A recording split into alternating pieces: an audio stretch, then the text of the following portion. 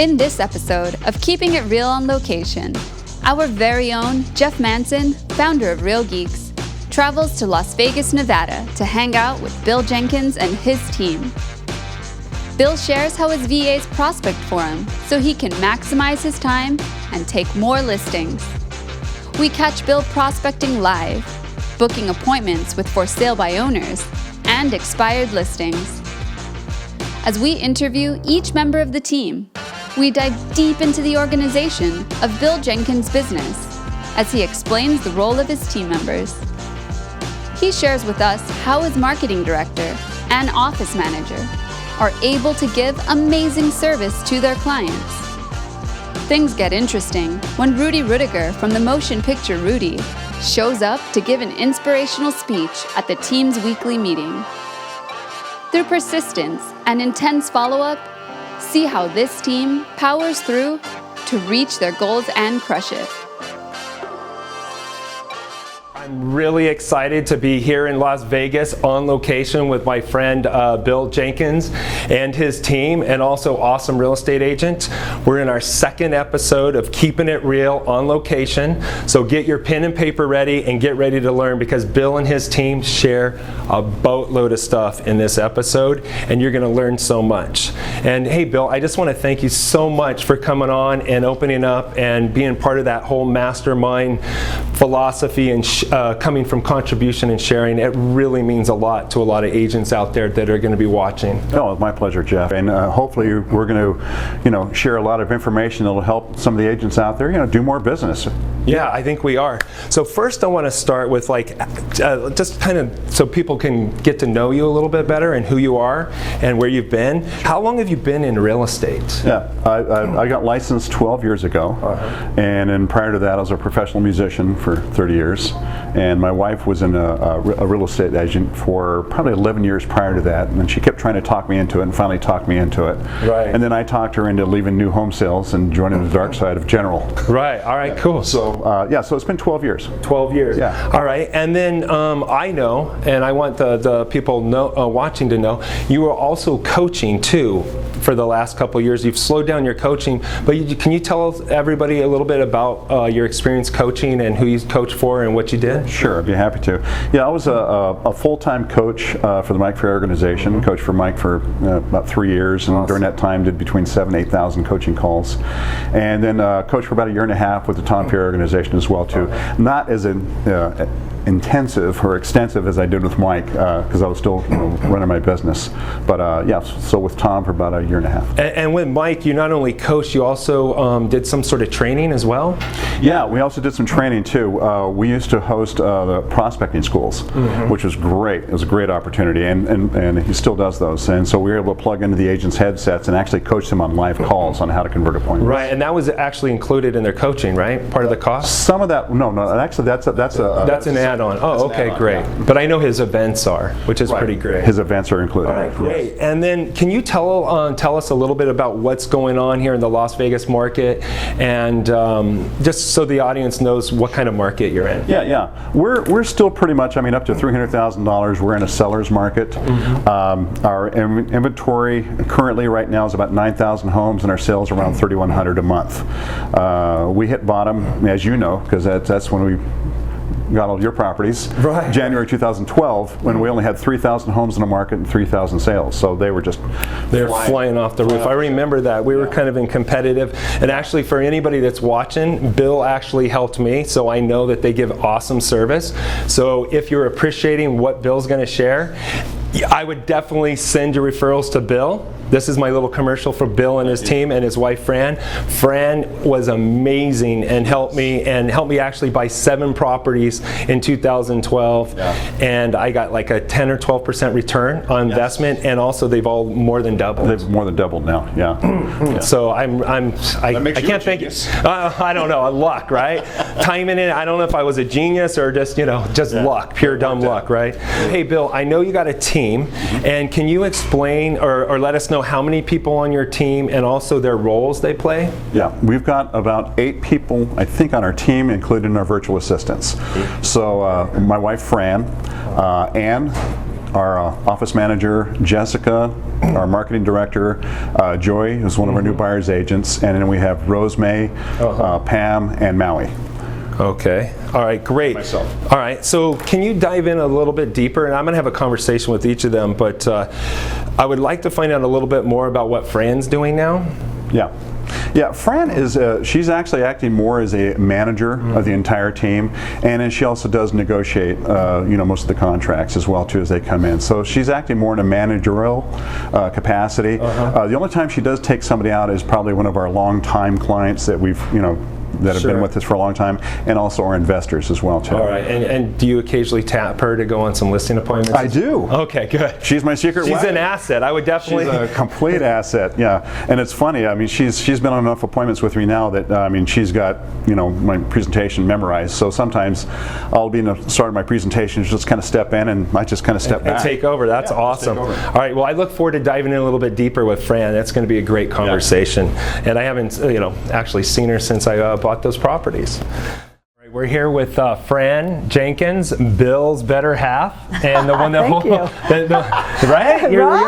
Right. The wife's always the better half. I'm married, so I know. Yeah, happy wife, happy life, right? Yeah, exactly. So Fran is the office manager and also a buyer's agent for the team. Are you still doing buyers, or have you kind of moved away from that? I've moved away from that, thank goodness. I mean, I love buyers and everything, but the only buyers I'm working right now are some of our investors, some of my past clients that have do a lot of rehab work, do a lot of investing here, putting their homes for lease or flipping them. So those are really the only clients I have right now, and the rest are going to our newer buyer agents. Okay, and you have Joey, and who's the other buyer's specialist? We have Joey, we have Jessica, and Anne, our office manager, has in the past taken some of our buyers when we were short agents. With a smaller team, everybody has to chip in and do a little bit of everything. Yes, and Anne also has a big sphere of influence, so she does get a lot of referrals. All right, so you've moved away from the buyers, and by the way, Fran was and is an amazing buyer specialist. So since you've moved out of this buyer's role, so what are you doing now for kind of keeping the team together, or what's your day-to-day look like? Ever since we opened our brokerage, this is our own brokerage, there have been other tasks that we've needed handled. So I broker the office, so I do have other independent agents besides our team. So of course I have to spend quite a bit of time on compliance and running the office, making sure everyone's okay. If they have challenges, helping with that. Assisting all of our agents. So you're basically keeping the office together, your and Bill's team running, plus some independent agents that you have working for the team. Right. And so then I work with Anne, my office manager, and we work together. I still do a lot of the negotiating for our listings and our buyers. So, and we work as a team. So we each share and collaborate with each other to make sure the job gets done, and that we have give exceptional service to our clients. All right, so everybody has a role, but everybody also shares in and kind of chips in, being a smaller team, and so you've kind of expanded out and just taking care of the whole office, catering to everybody's needs, negotiating offers, helping get things, making sure the escrows are closing. Right. I work closely with marketing. All right. The office manager, Anne, and then our buyer's agent. So I do also help training and coaching. Bill's busy with his appointments. I do have to help with some of our listing appointments as well. Usually I'll take our past clients, our sphere of influence, agent referrals, we get a lot of those, and I'll usually go on a lot of those appointments to help Bill out, yes. All right, thanks, Fran. Ann is your office manager. Yes. What is her role, and what's her? Yeah, her role is really like the heartbeat of the team.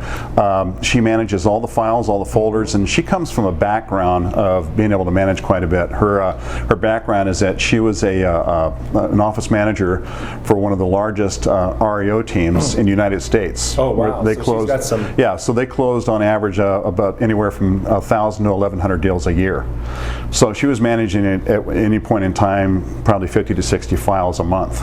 Oh, so she's got it under control. She's full under control. Yeah, we don't have to worry about her whatsoever. So she does a lot of the client follow-up, client care. Sure. All right. So she does a lot of that, and she manages it from listing to close, right? Listing to close, yeah. All right. I look forward to speaking with her as well. We're here with Ann, Bill, and Fran's office manager, and she kind of keeps the glue together, helps them run the whole office, and kind of oversees everything, right? Yes. So how long have you been with Bill and Fran? I've been with Bill and Fran almost 2 years now.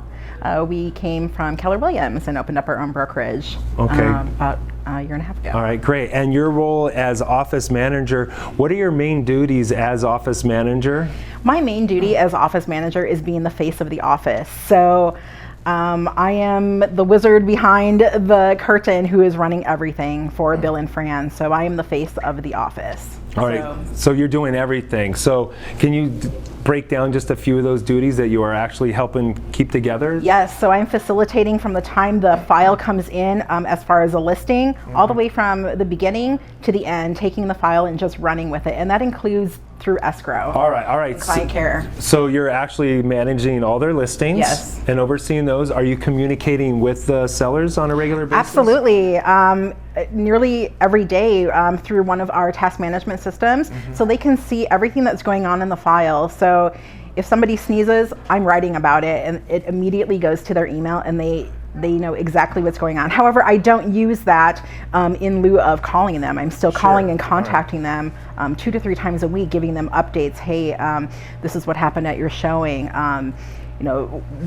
Let's talk about your price, etc. So they're still hearing from me several times a week, So each seller's hearing from you several times a week, plus getting email communication. Correct. I put it at a point where it's almost overwhelming. Like, if they feel that they need to get a restraining order out on me, that's fine. All right. So you're basically smothering them with love and service, so that you guys will not fail there. Correct. I want them to be spoiled rotten, because every buyer and seller deserves to have the best home buying experience or selling experience possible. So you're also handling, once it goes under contract, and then dealing with all the different characters part of the transaction, the other agent, correct, lenders, and all that. Yes. So I'm the main point of contact with escrow, with lending, with my buyer or seller, whoever it may be, all the way to the end when they're closing, they're getting a copy of their package, making sure that their move went okay, getting the client gift out, putting them into our database so that they're getting our magazine, etc. And occasional follow-ups once a month, or somehow touching them, whether it be by mail or by phone. All right, great. So you're just making sure that you guys give awesome customer support from the beginning all the way to the end, and then even after. Correct. And that's for all of our traditional buyers and sellers, and then we also do some short sales. So with the short sales, I'm taking that all the way from the beginning to the end again, negotiating. Wow, that's amazing. All right, great. I really appreciate it. Is there any other duties besides that you're doing? I'm also a buyer's agent for Bill and Fran as well. So I wear several different hats in the office. Wow. So I'm working my own sphere, as well as taking leads from Bill and Fran that are coming through our Real Geek system, which is awesome. For example, we had one, and you just never know who you're going to meet. We had one that came through. It was for a smaller sales price. Took her out, sold her property, which led to a bigger listing, a referral for something just under $1 million. So you never know who you're going to run into. These people have friends, family. You just got to dig a little bit deeper and make sure that you're giving the best service. It doesn't matter if it's a $50,000 price tag or it's $4 million. Everybody is always treated the same. I would agree. I ran my team like that as well, because I would always tell my agents, you never know. If somebody's buying a $100,000 condo, they may be an investor and they're going to end up buying a $2 or $3 million. It's just, it's basically just coming from wanting to help people and give the best service. Yes. And I obviously can tell that you guys are all about that. Yeah, we love what we do, and we like to lead by example. And showing our children and showing our friends and family and our clients what we do best. Awesome. You guys are amazing. Thank you so much. I really appreciate you guys allowing us to come in here, invade your space, and share what you do. I can't thank you enough. Oh, we love it. Thank you so much for coming by. Thanks for joining. Thank you. And then you got Jessica. Yes. Yeah, Jessica, she's been with us for about 4 years. Started off as our marketing manager, and so what she does is she takes care of all of our print marketing, anything that we have to do as far as inputs into our social media, and anything that has to do with print marketing, social media, or advertising, she's in charge of. All right, great. And I look forward to getting to know her a little bit better in our talk. All right, we're here with Jessica, Bill and Fran's marketing specialist, and she's going to let us know what she does for the team. Thanks so much, Jessica, for joining us. We really appreciate you guys opening up the office and letting us intrude on your space. So you're Bill and Fran's marketing specialist. So what is marketing specialist do for this team? So what I do for them is when we get a new listing, Anne enters it into our task manager, and then that sets up a list of tasks for me that we've established that I'll do. So when we first get it, I will start on the feature sheets for the home. When we have the photos, professional photos, we go out, our photographer goes out and takes those. And then I will go ahead and do all the features, the highlights of the home, so that when a potential buyer comes into the house, they have something to take away from the home. Right. So when they're back at the office with their agent, they have pictures of the home, the professional ones, so they have that connection between that home. It's not just one of the 7 homes that they might have seen. And then I will go ahead and do the just listed postcards. We use Every Door Direct, which sends them out really easily to all the homes in the area. So you guys create a just listed postcard and send that out to every area. Every home in the area. And how many homes generally do you send around? It depends. It varies on the particular mailing route. So some of the routes are bigger, some of them are smaller, so it can be 500. I think there were a couple that were up to 1,000. So it just depends. So you guys send that out, you create a flyer, you send out the just listed and probably just sold. Just sold at the end, yep. And then what other marketing duties are you doing for the team? So I'm going in and checking Trulia and Zillow and making sure our photos are in there, because sometimes it'll pull the old photos if it's been listed before, if it wasn't expired or something like that. Yeah, so I go ahead and make sure that our new photos are in there, and all the information is correct, because sometimes it'll pull things from tax that might not be correct. So I go in there and I do that, and then we use Listings to Leads, which sends out to different sites. It does the virtual tour. You can upload it to YouTube and other things like that. And Listings to Leads is a service where you can actually, it helps you distribute, or the distribution of the listing, and get more leads. Yep, and it makes it really easy to post to social media. So if your seller wants to go ahead and share the virtual flyers or anything like that, they can go ahead and do that. Did you just currently get licensed? I got licensed at the end of the summer last year, so it's almost been a full year. Almost a full year. I recently joined MLS. And now you're going to slowly start helping them work with some buyers? Yep. Yeah, I'm working a couple right now, so it's been really good. You're actually showing homes? Yeah. Beautiful. All right, great. So you do these magazines, and here they are right here. It's you do that how often? Every 3 months it goes out to our clients. We have it going out to some salons, things like that, just so that we're putting our homes, they get more exposure that way. On the back cover, we do sold homes, and then on the back inside cover, we highlight some of our some of our listings. Right, some of your listings. Okay, got it. All right, well, hey, Thanks so much for sharing, and we really appreciate it. And much success on the buyers you work with. I hope you get them under contract soon, and you end up selling a lot. Thank you so much. Thanks for joining us. Thank you. How often does your team meet? Yeah, we meet once a week. You meet once a week? Yeah, we meet once a week, and every single member on the team has to fill out a 1-week business plan. So initially they set out what their goals are for the week and what they actually did. And so we go over that every single week, and then plus we also kind of recap what's going on in the market. Has the market shifted a little bit from last week to this week, and how are we going to adjust to that? All right, great. So and then what are the main goals and agenda during the meeting? The main goals and agenda just make sure that we're on track and to make sure that we're accomplishing the goals that we're setting on a weekly basis.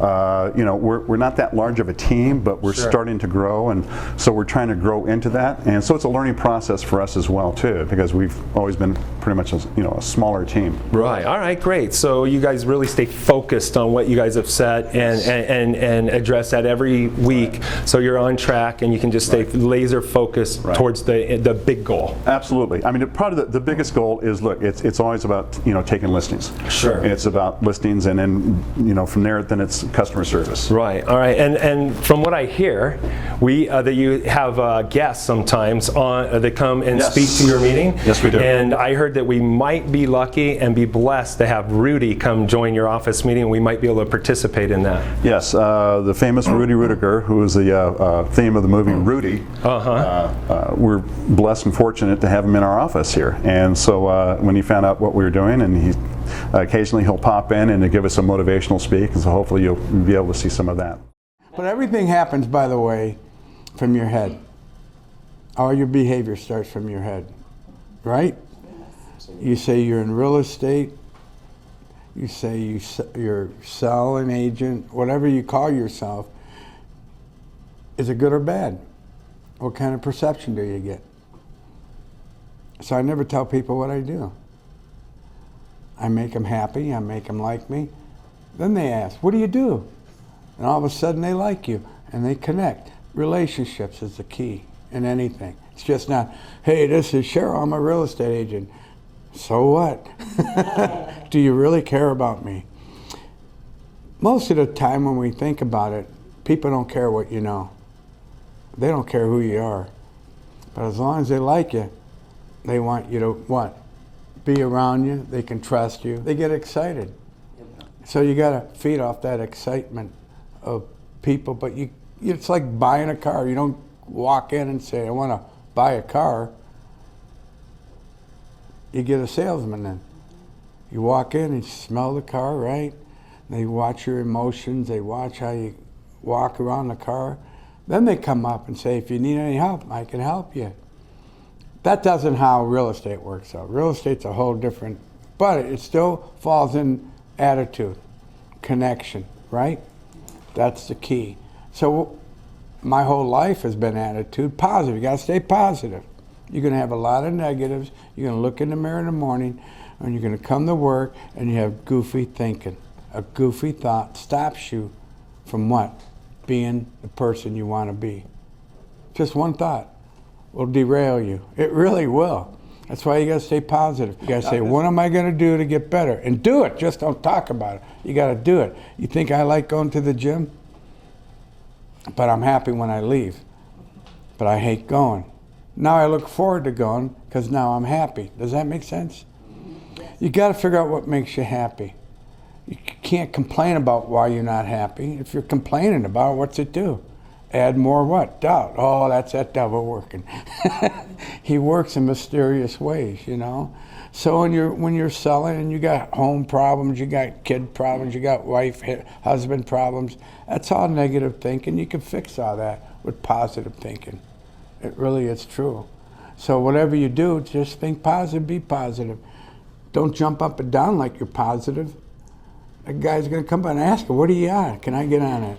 Right? All you have to do is act positive, be nice, be what? gentle with people, nice to people, and all of a sudden you have relationships. And then what is your 2016 goal? I know you guys have weekly goals with every team member, but you must have some big, broad goal for 2016. Right. And our annual goal, as far as our closing goal, is like 125 transactions, and we're excited with some of the shifts that we're making with the team members right now, because Jessica now has just recently been licensed, so we're going to start incorporating her as a buyer's agent, and we just recently hired a buyer's agent who was a client of ours 2 years ago. Oh, Joey. Yeah, okay. He started off as a for sale by owner that we met, and we ended up listing and selling his home and 2 of his family members' homes, and I was so impressed with him that I asked him, I said, Joey, listen, if you ever decide that you want to get your real estate license, I would welcome the opportunity to interview you as a candidate. And lo and behold, May of this year, he calls me up and says, Bill, I got my license, I'm ready to interview. Awesome. So the rest is history, and he's a monster. We're here sitting in Las Vegas, here at Bill and Fran Jenkins' office with their buyer specialist, Joey. And he's going to be so kind to let us know what he does and what his role is with Bill and Fran. Thanks a lot for joining us, man. Thanks I really appreciate it. I appreciate you guys taking the time and sharing with us. And so many agents out there that love keeping it real are going to learn a lot from this. So we really do appreciate it. Anytime. So can you let us know and kind of let me know what your role is with Bill and Fran, and how long you've been with them?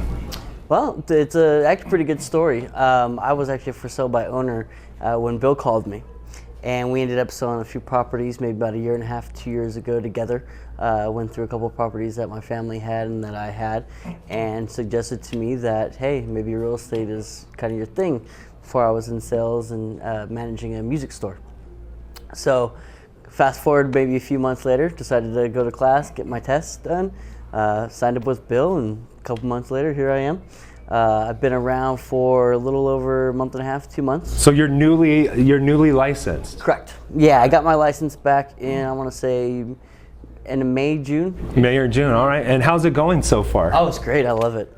Yeah, I love everything about real estate. I love seeing the look on someone's face, right when they get in that first house. It's such a big purchase in life that, you really want to explain the process to them, help them take off any of the stress. And once you see that glow, that makes it all worthwhile. So you're really enjoying it? Oh, yeah, okay. Absolutely. All right. And then how many buyers are you currently working on? Ooh, I'd probably have a good solid 5 to 6 leads right now, just on buyers. Yeah, so you're showing 5 or 6 buyers right now? Oh, yeah. All right, great. Obviously, you're following up with the buyer leads from the website, the Real Geeks website? Yeah, I use the Real Geeks website mostly for prospecting. When I talk to them or approach them the first time, I'll kind of explain the process from, hey, my name is Joey, to here's your keys, and everything that comes in the middle. Besides prospecting, I just help out the team. Whatever, real estate, every day is a new day. Every day is a new challenge. So whatever comes up that day, I'm always open and willing to hop on. So if Fran and Bill need some help. And then, so when those leads come in on the Real Geeks website, how quickly are you following up with them, and how often? Immediately. Usually what I'll do is I'll send them an email stating that I'm a real person on this end and that I'll be giving them a call.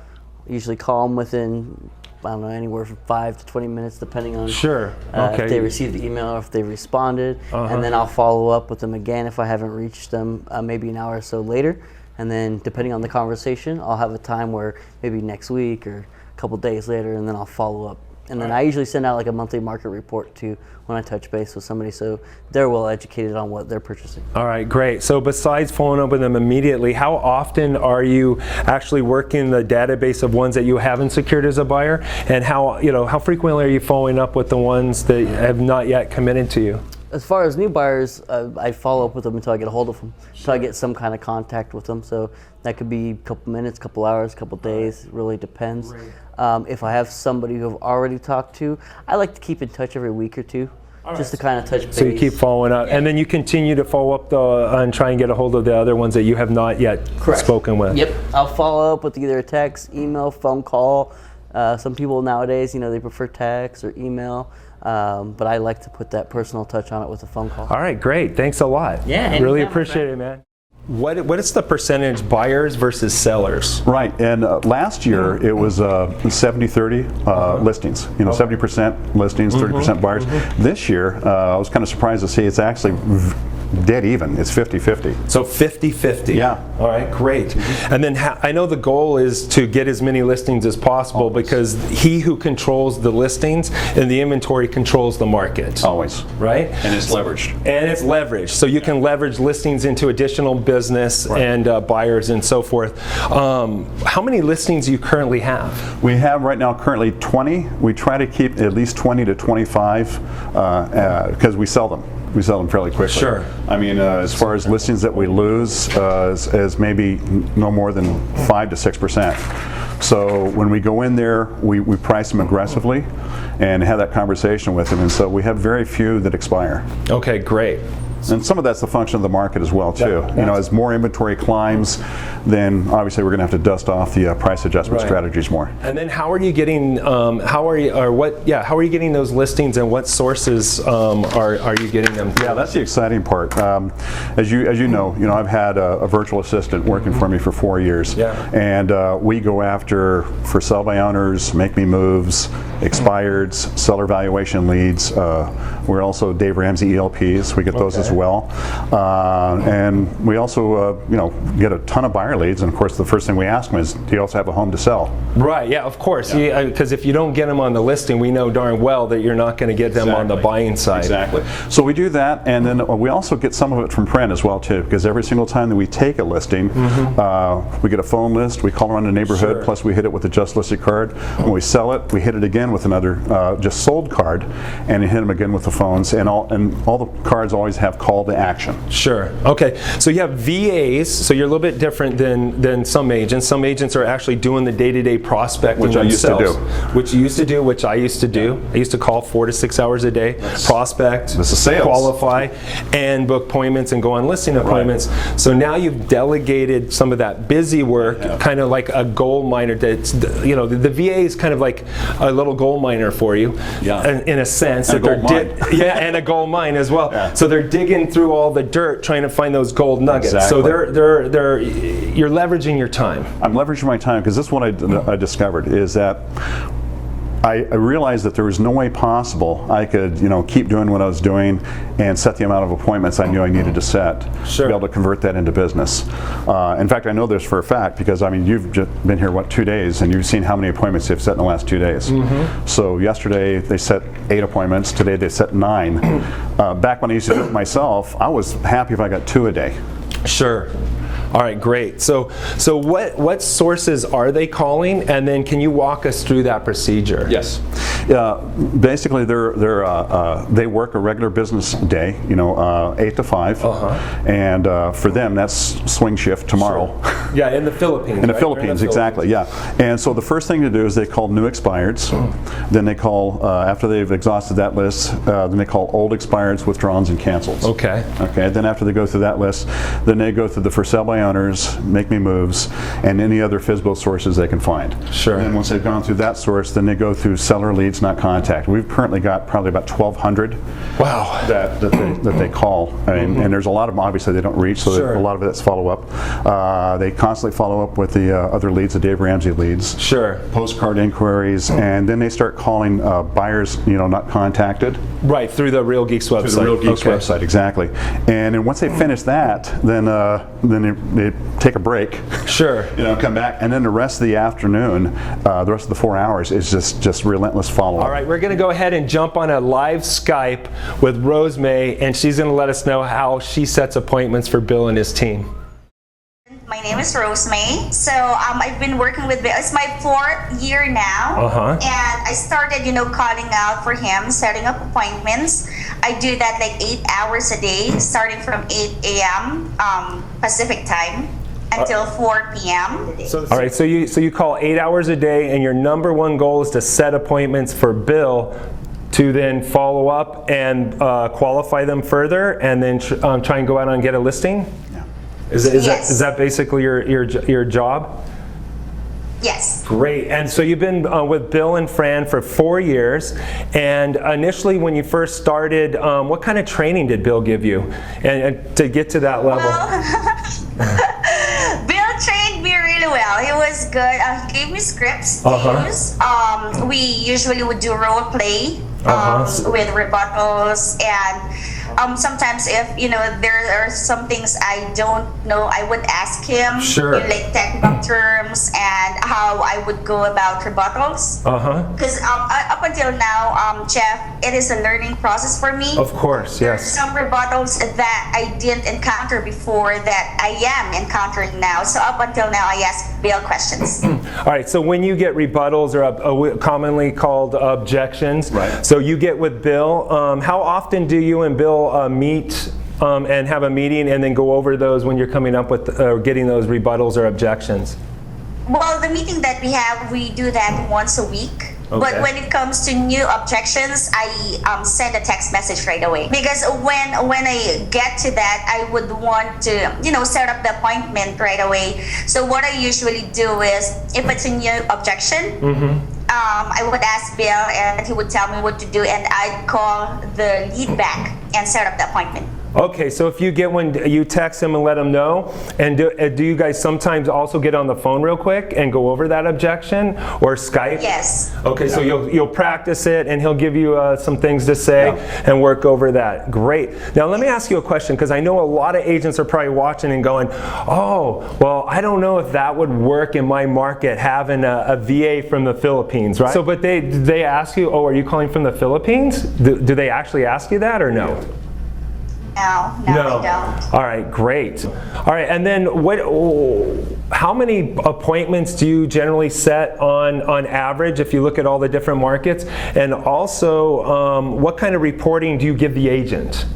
Is there some sort of reporting? I'd love to hear that. Yes, when we start our day, like what I did with Bill and what I'm still doing, we send out an SOD, a start of day report, just to let the agents know that, hey, we're starting, today. And we use different kinds of calendars to set up appointments, Jeff. But basically, we use Google Calendar. So at the end of the day, I send an end of day report, and that's done on a daily basis. Awesome. Once a week, I call them, have a meeting with them, and ask them any feedback or what they would want in the appointments or anything, because of course everything would have some bumps along the way, and I would want that smoothened out right away. All right, so you guys are big on feedback, a weekly call, communication, and then also letting them know if you're getting certain objections, and you guys deal with that, and how would you like them to handle and all that. Right. Awesome. It sounds like a fabulous service, and it's really helped Bill, right? Really focus. Tremendously. I mean, it's changed. It's changed the way I operate. I mean, it's nice to wake up, or go to bed the night before and see how my day's already mapped out with the appointments that are already set for me. And so my entire focus is just two things. I either go on appointments, or I convert appointments, or I'm calling and doing feedback. You're calling and doing feedback. Yeah, awesome. for follow-up, rather. Right. But it's solely just income producing activities. That's all I'm doing now. All right, great. All right, thanks a lot. We really appreciate it. I would like to dive in just a little bit deeper about VAST, the virtual appointment setting team. And I know that they've been, doing your prospecting, your virtual appointment setting for almost 4 years. Yeah, 4 years, yeah. And one of the hangouts that we did previously was on how to set 40 appointments a month using a VA. Right. And ever since then, you actually got, people blew up and they wanted to find out more about that. And then that kind of prompted you to start this little business. It did, and actually, it's all your fault. It's all my fault. Blame it on me. It was from the first hangout we did, which is, by the way, that was almost 2 years ago. Yeah. It really kind of blew up, and I got tons of calls from real estate agents all over the United States, just wanting to find out more on how I did it. And then I realized, there's a real need for this. Yeah. So the first thing I started thinking about doing this was probably about March of last year. And then I ran it by Rosemary, and I said, look, I mean, we're thinking about starting this business of duplicating what you do. Sure. And I said, there's two challenges we have here. First of all, is it duplicatable? Right. It's got to be duplicatable. Yeah. And is it scalable? It's got to be scalable. Right. And so the first thing we did is that we did Skype interviews with I don't know, I think about 15 VAs, and we chose about 10 from the Skype interviews. And then at that point, then Rosemay, she'd already been doing this for me. So she was in charge of actually managing and overseeing and training. And we got the training dialed in now where it only takes 2 weeks. So it only takes 2 weeks to spin up a new VA? To spin up a new VA, because it's so focused on what we're doing. And this is all we're doing, is setting outbound seller appointments. They're not doing anything else. Okay. For that service. For that service. And then just can you explain, because people are going to ask, what services are you offering that? I think there's a part-time and a full-time. There's 3 actually. There's a thing we call Vast Premier, where that includes coaching, 1-hour coaching that's recorded, and it can keep the recording. We also supply and pay for all of the lead sources. Obviously, we pay for the VA salaries and training, and that service is $2,500 a month with a 6-month commitment. The other 2 services it's full-time, but they're supplying their own lead sources. There's no training involved. And that's full-time, 8 hours a day VA, as the prior one was, and that's $1,700 a month. So that's so they have a VA that's trained on scripts by your team. Exactly. So they don't have to do any training. No training. And that VA will call 8 hours a day on follow-ups and different lead sources they provide. Yes, whatever they provide. And the agent will provide the dialer or whatever. The agent provides a dialer, all that for that service, and that's called Vast Full-Time or Vast FT. The other one is Vast PT, Vast Part-Time. That's 4 hours a day, and pretty much the same thing as the full-time. Same thing, but just half. It's just and how much is that a month? And that's $900 a month. $900 a month. All right, great. I think that is a phenomenal service, and a lot of agents, it can help them leverage their time, so they can focus on calling the hotter leads and trying to book the appointments. Now, so let's get it clear. They're not actually most times booking physical appointments unless they really qualify and they get the people that are really hot. But they're queuing up phone appointments of people that are highly interested that indicate that there's a need. And then that agent then has comes in and it's in their calendar. Excuse me. It's in their calendar, and then they can follow up. And now when they're actually making the calls, they're calling highly more motivated people than just cold calling. They're actually reaching people. Versus having people not answering their phones. Exactly. And what we found is that because we track all of this, about 20% of the appointments that are set are live appointments. The other are phone appointments. And one of the things that we also train and coach on for those other services, obviously, is how to convert the phone appointments into physical, how to convert the physical appointments into listings taken, and how to transition. Because with FSBOs, the biggest challenge is this: everybody, they're either taking a survey or they've got a buyer, because they want to get their foot in the door. The biggest challenge is, how do I transition from that premise into this is what we do to list and sell homes, so you're allowed to present. And that's what we coach and train on. So you coach and train on that, and I gave you a little nugget earlier. Yes, you did. That will actually be in this episode, so pay attention. It's another nugget to actually do better follow-up and convert more of them and be that guy. Because you're not even the ones that you go on, they may be interested, but they may not be ready at that point in time. You've got to do something where you're going to follow up, or in other words, be the last man standing. And for sell by owners, it's persistence, and it will go minimum maybe 5. I mean, you're going to get those ones that are highly motivated that you can list right away. That was last Friday. That was the expired appointment that I went on. Awesome. Another agent answered the door for me. But I would say that you're going to have to follow up with them, and so you got to be persistent. And he who keeps in touch and shows market expertise will get that listing. Exactly, and that's the key.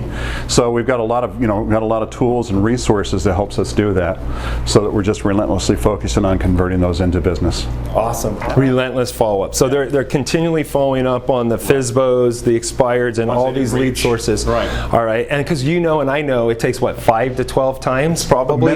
Minimum's 5 times. And in fact, they've got every single one of them have this posted in their workstations, where they said 80% of the business is going to be transacted between the 5th and 12th follow-up or beyond. And so they get it very early on that this business is not about initially the first contact, it's about the relentless follow-up. That's going to make the difference. Because as you know, I mean, how many times does a typical agent make an attempt before they quit? They do once or twice, and they get a little bit of friction, a little bit of negativity, especially if they're calling expires or FSBOs, and then they give up and they did declare it doesn't work. Yeah. That's why there's a small percentage, I think, of agents that are persistent and don't get hung up on that, and they don't worry about a little bit of negativity, because if they really actually had the mindset like you do and I do, that they're the best hardworking agent in the market, I think they would power through that, because if they really truly did believe that they were the best agent in the market, that would get them through that, and they would actually care about helping the person. Because every day when I was calling expireds, and I'm probably you, I know you and Fran, you really care about helping people. That's right. It's not about just getting the listing. No, it's not. It's really about wanting to help this person, and you have the belief, and I have the belief, that I was the best agent, and if I didn't keep calling them, they were going to get stuck with another agent that may not have that quality or work ethic, and I actually owed it to them. Right. And I think you have the same belief, right? Absolutely. Absolutely. And I also have this conversation too when I'm with them, and from coaching and also leading offices before we open up our own office. I know these statistics are pretty close to being spot on. It's like 50% of all licensed real estate agents, and not just here in Las Vegas, but nationally, transact zero business. Yeah. 50%. And of the 50% that are left, 75% of those transact 4 deals or less a year. So that leaves a lot of people out there that really don't have the experience to deliver a high level of customer service that they deserve. Hey Bill, what are we going to be calling next? All right. So this is a for sale by owner, and from my notes here, let me see. Rose May set this appointment. They confirmed it's not listed in the MLS. They verified that. It was last August 1st, though, an expired listing. So this is an expired that became a FSBO. Oh, perfect. They're currently doing some repairs, paint jobs, and they said buyers can move in 3rd week of September. So it looks like he's doing some work on it. And he said there was a model match property that recently sold at $310. I did some comps on it, and he's spot on. He's willing to pay a 3 1/4 commission. So my goal is I want to set an appointment with him, and if he's willing to pay 3 1/4, I can bump him up to that if I can show him that our list sales ratio is 103%. And at that point, if we can net him what he wants, then we'll take the listing. So awesome. Let's we're do going to it. give it a crack here.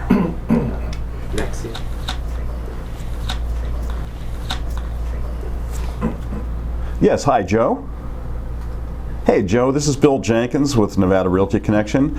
My assistant, Rose May, I think you may have spoke with her yesterday, had scheduled for me to give you a call about your property on White Lion.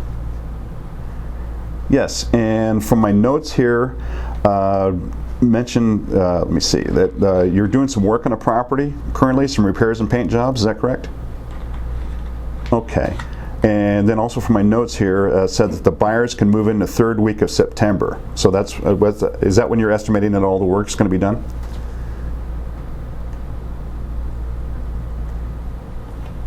That makes sense, yeah, because you never know with workmen and everything and delays. All right, so what I'd like to do is, if I could, I'd like to come out there and take a look at it and give it a preview and see if it'd be a candidate for our database. What would be a good time? Unfortunately, I'm completely booked up the rest of the week until Saturday or Monday. Would either of those 2 days work for you?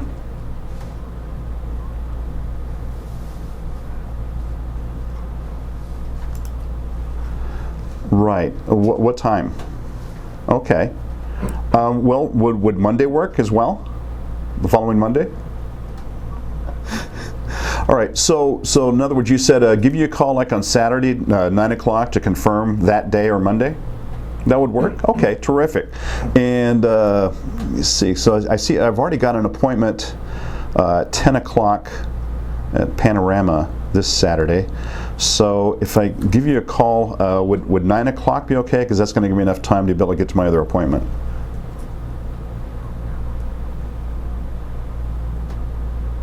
Oh, well, we're in the same boat because I'm in Green Valley too. What part of Green Valley are you in?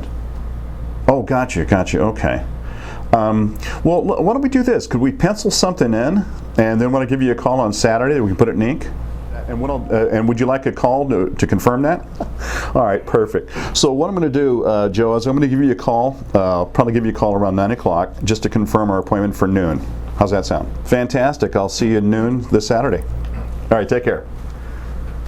Right, so you just basically booked an appointment to go out and meet with them and then talk to them at that point to try and get them to list. Exactly. Yeah. The whole purpose of all of this is it's not to try to take the listing over the phone. It's the VAs tee it up, and what I want to do is I want to be able to get face to face because obviously 55% of body language is being in front of somebody. So once I get there, then at that point, then I'm going to be asking a series of questions. It sounds like, he's a sharp guy. He understands where the values are. More than likely, he's working with other agents, which is cool. And he's offering 3.25%. So that's not a far stretch to be able to push that out to share with him what we do. And what I'm going to do is two things. First, I'm going to go out there. I'm going to meet with him and walk him through. He's going to show me the house. And then what I'm going to do is I'm going to share with him what we do with folks just like himself so that we can get him into our database and send that out, number one. Number two is in the course of it not being sold, then I'm going to ask him, so what's your plan B? And at that point, then I'm going to transition into sharing what we do to list and sell homes. All right, so then there you're going to go and then try and list the property. Exactly. And then how often are you going to follow up with him if you don't get the listing or commitment on that For somebody like him, because it'd be daily, if not every other day. Daily, if not every other day. Yeah. All right, great. And are you putting them on any other kind of drip or anything like that? Email drip? For somebody like this, no. There would be more phone calls. Everyone is automatically put into some type of campaign. Sure. But for him, more than likely, I'd put him into some kind of campaign that's calendar based, so with a jogger and a reminder to call. And it would not only be me, but it'd also be either Rosemary or Pam, my VAs, following up. All right, great. Let me give you a little tip of what some people are doing that are using Real Geeks. Yeah. So what they're doing is they're talking to them, and then when they go out, they're saying, "Hey, Mr. Home seller, what have you, I have a lot of people trying to sell their homes themselves. They've asked me to go ahead and set them up and keep them updated on the competition." So what they're doing is saying, I can go ahead and set you up on my website, and it'll send you anytime there's a new listing in the neighborhood, anytime there's a price reduction, anytime something goes under contract and sold. Is that something you'd like us to do too? So what they're doing is doing that. So now they're constantly now dripping on them with their branded website, and they're also going and saving themselves the exact same search, and then on their own, on their own account. So they're notified as well. So they're notified, and then they're naming that saved search FSBO and their name or address. So when they're getting that update, their daily updates, they go, okay, well, FSBO, Mr. Jones just got one that got reduced. He just got a price reduced. So now they're calling them and saying, hey, Mr. Jones, did you get that email I just sent you of that property in the neighborhood just got reduced or just went under contract? Gotcha. And stuff like that. So they're actually using that to then show them that they are on the market and actually have a good reason to keep calling. So I don't know, just that might be something you might want to incorporate. You might even be able to get your VAs to go ahead and set them up on that. Just give them the thing and shoot them an email and have them send them up. All right, great. I would maybe try that. Anytime you can delegate, the better. But always. You might want to try that because we have a lot of folks, Jeff Quinton and those guys, they're actually putting everybody in the database, depending on what type of person they are. Expireds, FSBOs, just normal sellers, potential sellers, they're putting them on a sold search, because on a sold search they'll only get the sold search, and then they'll also get that monthly market report. Yeah. And they're actually even putting their sellers on a bi-monthly market report, and they have sellers calling them and saying, based on these market reports. We do the same thing, Jeff, because what it does is sometimes the sellers will give us a call and say, hey, listen, I just got your report. I think we need to adjust. Yeah, so that helps. So I would leverage the website as much as possible. It's not just about lead gen, it's about cultivation and converting more appointments and more sales. We're going to get on it. Awesome. I love it, man. So this guy here, he's got a seller inquiry about his property.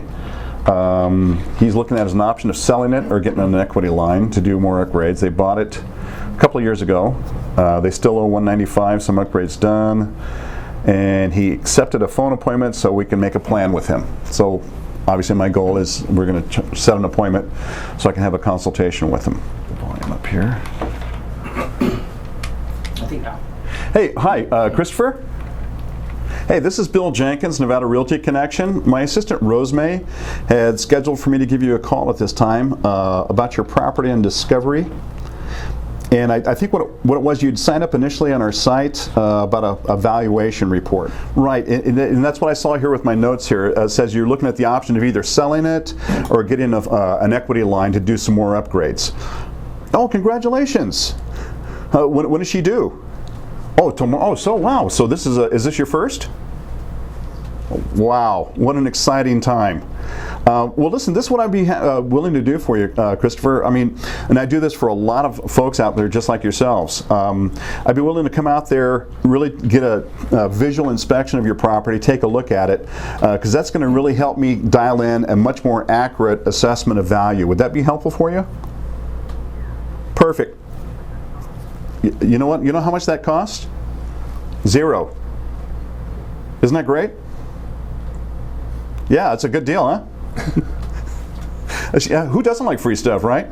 So this is what I'd like to do. I mean, I'm pretty much booked up through the entire week this week, but what I'd be willing to do is if I could schedule something for the beginning of next week, would that work for you? And it would take no more than, say, 15-20 minutes for me to take a look at it. And then at the end of it, what I'm going to do is I'm going to go back to the office, and my staff is going to put together an extensive report rather for you. That's going to give you a much more accurate assessment of value. Monday at 6 p.m. Would you like a reminder call? All right, we'll do. All right, excellent. Hey, listen, I'll see you at 6 o'clock, and I'll give you a reminder, say about an hour before. And is this the best number to reach you at, Christopher? I'll see you Monday at 6, and hey, congratulations on a new arrival. That's exciting. All right, take care, buddy. Have a great weekend. Bye-bye. All right, awesome job. So that was a home valuation lead. Home valuation lead. The goal of that is to go out, take a look at the home. Right. And then at that point, capture him. Yeah, nurture it. Yeah. Find out what their motivation is. Yeah. And then try and qualify to get the listing. Sure. Well, what's even more exciting about this, just by asking just some additional questions, if his house is too small for him and he's got a new arrival, he may be more interested selling versus refinancing. Yeah, but totally. we'll discover that when we meet with him, and whatever he decides, I'm going to give him enough information to help him make an informed decision. Mm-hmm. And when he does make a decision, he's only going to be thinking of us, right? And all the stuff that we send him, because we put him into obviously the campaigns through Infusionsoft, and we use Follow Up Boss and the VAs. Awesome. All right. Good job, Good, man. Another one. Yeah. So, hey, Bill, what are we going to be calling now? What's next on the agenda? This is another for sale by owner, and this one was set by Rosemary. It's local. Yes. Hi, Anita. Oh, hi, Anita. This is Bill Jenkins, Nevada Realty Connection. My assistant, Rosemary, had scheduled for me to give you a call about your property in Valentino, I guess during your lunch hour. Is this a good time for you? All right, perfect. For my notes here, it says that you're asking $430,000. Is that correct? Oh, okay. So you based it on the Zillow estimate, huh? Okay. Sure. Okay. All right. And then I also saw that it's occupied with tenants currently. All right. Perfect. Well, we do work with a lot of investors, and they may be interested. What is the current monthly rent that your tenants are paying you? $2,000. Okay. And are they on a month-to-month or a long-term lease? Month to month, okay. And for my notes here, it just says that you just need to give them a 30-day notice. Is that correct? All right. How are they as far as being able to show the property? Are they? Oh, okay. Oh, no. I completely understand. And that's not the reason why I'm calling. I'm calling really to preview your property to see if you'd be a candidate for our buyer database, which numbers over 7,000. And if it's a candidate, then what we could do is Jessica, my marketing director, adds your property to our database. And how we do it, Anita, is at up to $1 million, we split them up in $100,000 price bands. So for your property, for $430,000, they're sent to our buyers that are searching between $400,000 and $500,000. This way, we're somewhat targeting their budget. Does that make sense? Okay, and if somebody does come across your property and they're interested in it and want to write an offer, then at that point, what we do is we would schedule an appointment with you to go see it. Now let me ask you this, if we come across with somebody that's interested in seeing your property, are you offering any type of commission to the buyer's agents? Yeah, in other words, if we bring you a qualified buyer with an offer that makes sense, are you offering, you know, any type of co-op? Okay, terrific. Terrific.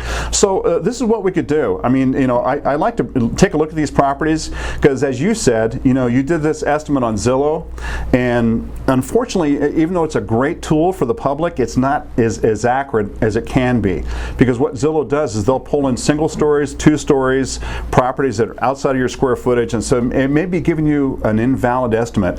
What I'd like to do is I'd be willing to come out there, and by the way, this is we'll kill 2 birds with 1 stone. I'll give you an accurate estimate, and at that point, if your house is a candidate, we'll put you into our database to send to our buyers. Would that make sense for you? Okay. Yes, if I could, because I like to visually see it. I mean, you know, even though pictures are okay, by seeing it and also getting an idea of your neighborhood, it's going to give me much more of an estimate of what the value should be, number 1. And then number 2, if we feel that it's a great candidate for our database based on the price that you're looking for, then we'll be happy to get that sent out to our database. And just to share with you how we work, before we even call any of our buyers a buyer from our database, they have to satisfy 3 things. Number 1, they have to meet with us in the office just like you would any other professional, a doctor or a lawyer. Number 2, during the consultation, we discover their motivation and their means. And for their means, if they're paying cash, we have to see proof of funds. If they're financing, we have to see a loan approval letter. But more importantly, we also make sure that they qualify with a lender we work closely with. It's not to cut their lender out or circumvent them in any way. It's just to make sure that they're real, because obviously we don't want to waste your time or waste ours, right? And lastly, number 3, is that they have signed what we call a loyalty agreement or a buyer-broker agreement, because our philosophy is this, Anita. If we're going to focus 100% of our time and energy and expertise, all we expect is the same commitment in return, which we feel is fair. Wouldn't you agree? Okay, so you're just trying to sell it on your own, just without any help whatsoever? Okay, well listen, this is what I'd be willing to do for you. And you know what, by the way, if I were you, Anita, I'd be doing the exact same thing, at least testing the waters to see what happens. But why don't we do this? In an event that doesn't happen, what's your plan B? Okay, no, listen, and Anita, believe me, I know you're busy, because obviously, you know, when my assistant Rosemary called you, she asked to call you during your lunch hour. I know you're a very, very busy person, and I respect that. What I'd be willing to do is if I could take a quick look at your property, meet with you, and share with you what we do. At this point, all we're trying to do is to help you connect with a buyer. And when you're ready, at least you'll have our information so that when you're ready to go, you can give us a call. Does that make sense? Can I share with you, though, a challenge I think you're going to have in the next couple of weeks? And look, I'm not trying to talk you out of anything. I would be trying the exact same thing you're doing. But could I share a challenge I think that you're probably going to encounter? And the key is this. There's really 4 types of buyers that are out there. The first type of buyer is obviously the one we're both looking for, right? It's one that's highly motivated, highly qualified. They have the means, and they're ready to buy now. The second type is similar to the first, but maybe they have some time constraints, or they're a first-time home buyer, or maybe they're waiting for kids to get out of school or job relocation. The third type is what we call the investor or speculator, and you may have already been contacted by some of those, have you? Not yet, okay. And then the fourth is the looky-loo. So here's the challenge. With the first type, that's highly motivated, highly qualified, and they're ready to go now, and they're relocating from another city. Do you think they're in a rental car driving around trying to find your home? Or, yeah, you're right. Everybody looks on Zillow. Sure. But this is the challenge you're going to have, Anita. If they're looking on Zillow and they're seeing your estimate at $430, when in actuality it might be higher, then is that going to help you or harm you? Okay, so give it 2 weeks. Well, I appreciate it. I'm enjoying our conversation as well. And look, what you'll find when you meet me, when you meet me is that we come from a place of contribution, and if it makes sense, we'll move forward. If it doesn't, at least I promise you this: I'll give you enough information to help you make an informed decision. So why don't we do this? All right, so in other words, in a couple of weeks, if you can't sell it on your own, you're going to reach out? Okay. All right. Why don't we do this? I'll send you a list. You know, some information. A lot of the information I can't sell because it's printed, or I mean send because it's printed, and it's pretty extensive. I'd rather just hand that to you so that you can have that in your hands. But if you prefer having just a little bit about what we do, I can help you with that. So why don't we do this? Today is the 17th. Okay. And you said you wanted to give it at least a couple of weeks, which would be the end of the month, correct? Do I have permission to give you a call back in 2 weeks to see if we can confirm something to actually meet face to face? Perfect. Now, I'm going to ask you one other thing too, because obviously, you know, you want to commit to trying to do this on your own without any help from anybody, correct? All right, well, I don't blame you. I would try too. The only thing I'm going to ask you this: if somebody, you know, calls you up and gives you a compelling reason that you want to listen, and you start wavering, would you promise to give me a call? I appreciate that. Because look, we're here to help you, and I just want to make sure that you don't end up with the wrong agent, because 99% of them out there hardly do any business at all, and I just don't want you to end up with somebody that actually could cause you harm. Does that make sense? All right. Well, listen, Anita, listen, enjoy the rest of your lunch. I really enjoyed our conversation, and I'm going to be calling you in a couple of weeks to help you out. Fair enough?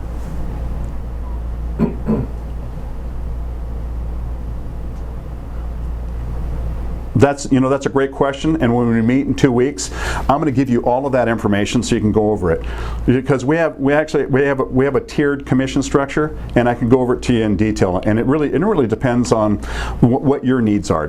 Okay? No. Well, look, no, they're negotiable. And let me share something with you. If another agent out there, and trust me, there's plenty of them out there that will do your job for next to nothing. I mean, a flat fee or 1%. But let me ask you this: if an agent like that is so willing to give up their money that they fight for, in other words, the money they use to feed and clothe their family, then what type of negotiator are they going to be for your money? Is that the kind of agent you want on your side? Or would you rather have an agent like myself who's going to fight for you like a pit bull on a pant leg to get you the most money? Exactly. And you deserve that, don't you? Absolutely. All right. Take care, Anita. Have a great lunch. Bye-bye. All right, great job. So you just kept going on. Yeah. And you're going to follow up in 2 weeks. Absolutely, in 2 weeks. So what I did is I just kind of planted a little birdie in her ear, because I know she's getting bombarded with agents. Of course. That if she vacillates a little bit, you know, reach out and call me, because I'll help you. Right. And she committed to that too. She did. She said, you know what, I like this conversation. I want to move forward with you. Yeah. So I could hear her nodding her head on the other phone. So you're going to follow up, send them some information, and probably maybe even do a phone call in between, just I'm going to do a little phone call in between. What I'm going to do is I'm going to set up a reminder call, and obviously I know now that she's only home during lunch. Which is an advantage. So I'm going to give her a call a week from now, which is on 24th, and then give her a call at the end of the month, on the 31st, and schedule an appointment to meet. I know she needs my help. Yeah. All right. Awesome. Good job, man. I love it. All right, so we just got done discussing about the importance of follow-up. What systems and procedures do you guys actually have besides the VAs following up, relentlessly trying to follow up and requeue appointments? Do you use any certain systems or follow-up that you Great put them question. in? Yeah, we use Infusionsoft, and we've got specific campaigns. You know, and I'm sure Jeff Quentin is very familiar with those as well too, that we use. I mean, we have a 2-year buyer campaign and a 1-year seller campaign. Some of the campaigns we have actually embedded with video, and they're all instructional based, not necessarily instructional based, but you know, trying to give some type of value. So bringing value, not just dripping on like, hey, I'm the best agent in town. Exactly. You know, my records. Look, they'll look at something like that and just delete it. If it doesn't have value, don't send it. I would agree. Yeah. So you know, so what we really work on is making sure that whatever we're sending has some value to it. So we use Infusionsoft. We also use Follow Up Boss as well too, and so that keeps us organized as far as the people that are active. And then we have some other tools as well too that we send out as far as market reports, and we can tell like when they're active and they're actually opening them up. So that gives a great opportunity to follow up with the market reports and seller leads. All right, here's one thing I would suggest that you should adopt as a friend and a fellow colleague, and really wanting to help you guys, like Jeff Quinton, Greg Harrelson, these guys, they're calling their whole database, center of influence, they're calling through and saying, hey, this is Jeff with American Dream Realty. I'm giving you a call today because I have a lot of friends and relatives just like you that have asked me to keep them updated on their real estate investment. I can go ahead and set you up on my website on a sold search. It'll send you sold properties in your neighborhood as they happen. We'll also send you a monthly market report. Is that something you're interested in? I love that. Yeah, so that's what they're doing. So I would start doing that. They've taken their whole database, they're importing it into the Real Geeks website, and then slowly, methodically going through those and calling them and setting them up on that. So, and if they don't want to get this sold, then you can just set them up on a monthly market report. But if you set them up on a sold search, the system automatically saves a monthly market report, and it sends that recap. And the best thing about that is that home valuation tool or widget is on every detailed property page, and at the bottom, the market report is you got actives with the averages, under contracts, I love that, and solds with the averages. But the best thing is you got the home valuation widget and the property search. So it's bringing them back to the website, call to action, and then getting them to engage. And then when they're serious about what their property value is, then you get that trigger, and then you or your VAs can go ahead and follow up. I'm marking that down. We're doing that tomorrow. I definitely would start doing that, because if you want to bring them value,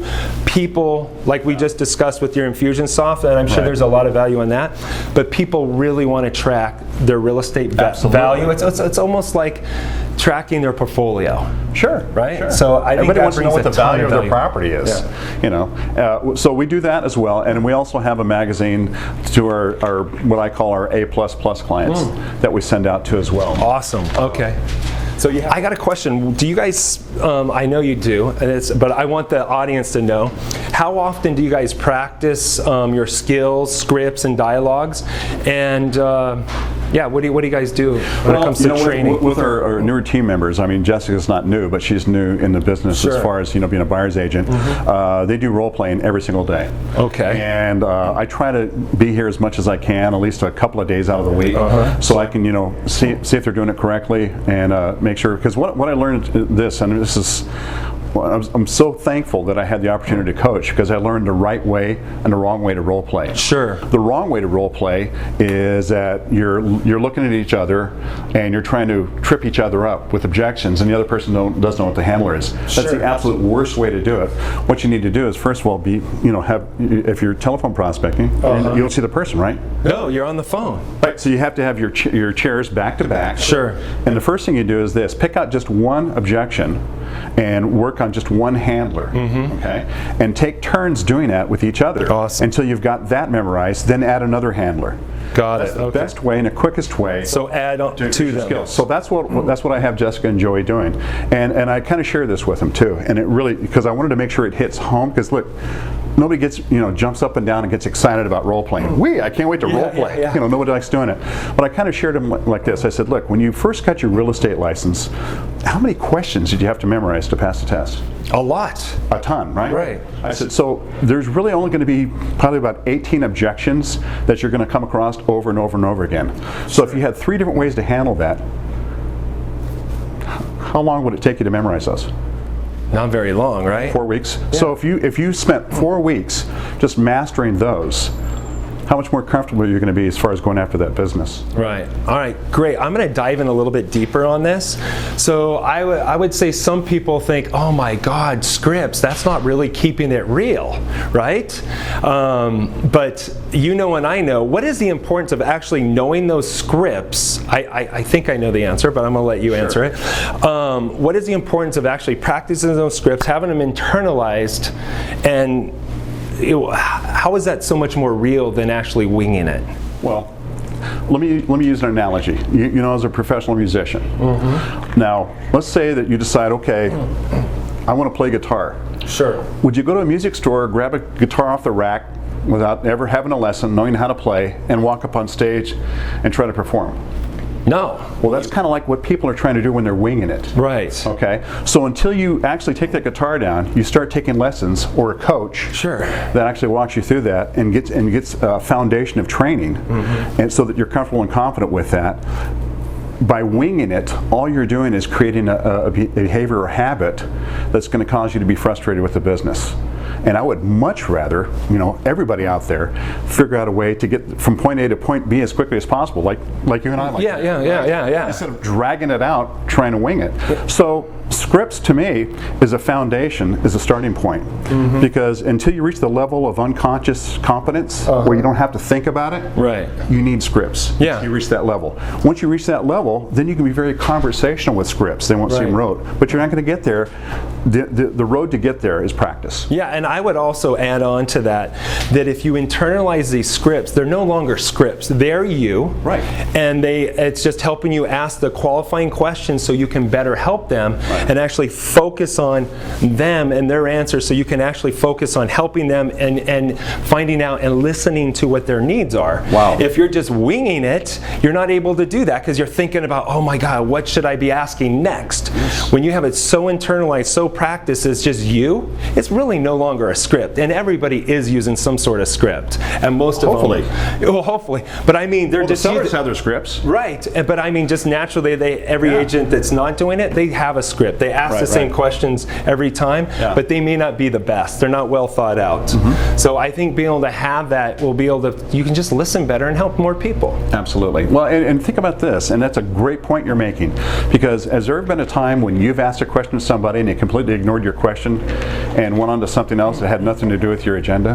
How did that make you feel? It didn't make me feel very good. So that's what I think some agents are, is they've encountered bad telemarketers that call them, ask them questions. Hi, how are you? Yeah, or hey, and then you answer something, they don't acknowledge it, and they go right on into the next question. Exactly. Instead of actually acknowledging, listening to them, repeating back, dealing with that, and then going on and asking the next question. Just shitty telemarketers. And I think most people have encountered that, and they don't understand the power of really good salespeople. I agree. And if they actually have that internalized, they could be doing so much more and helping so many more people. Yeah. And being a great salesperson doesn't mean that you're trying to manipulate somebody to do something they don't want to do. Nobody can do that. Yeah. All you're doing is doing it in a skillful manner by asking questions, listening to their answer, and the answer leads to the next question. Right. And then from that point, being skilled enough that you can help them solve their problem. Right. And when you do that, you're going to be a skilled advisor. And that's what we need more of. Yeah, we need more of that. Yeah, so I know people are going to ask, and I know that you use the Mike Ferry scripts. And it's not just the script. His scripts are awesome. But it's actually being able to internalize them and how you deliver them. Anybody can read a script, and you can be a shitty salesperson or a shitty telemarketer, but you really need to go through some training and some coaching on how to actually internalize them and be able to deliver them so they don't seem unnatural. Wouldn't you agree? I totally agree. I mean, how many times have you got a telemarketing call and you know instantly this is a telemarketer? You don't recognize the number, but as soon as the person utters the first sentence, you're going, click. Yeah, you're like, get me out of here. Get me out of here. Yeah. There's nothing appealing about it. Awesome. All right. Well, thanks for sharing that. And I want to just thank Bill and his team for actually coming, or actually allowing us, Bill and his team for allowing us to come on location, opening up and sharing so much. He's just, I just can't thank you enough. And everybody, I mean, we're blessed to be able to be here. And you. Likewise. Thanks for doing this. All right. Thanks a lot. Bye. Keeping It Real on Location is produced by Real Geeks. Visit keepingitreal.com to opt in and be notified by email so you don't miss any upcoming episodes. You can follow us on Facebook, where we're constantly posting educational and training material. You can also follow us on Instagram and subscribe to our YouTube channel. To find out more about Real Geeks and what we offer, you can visit our website at www.realgeeks.com.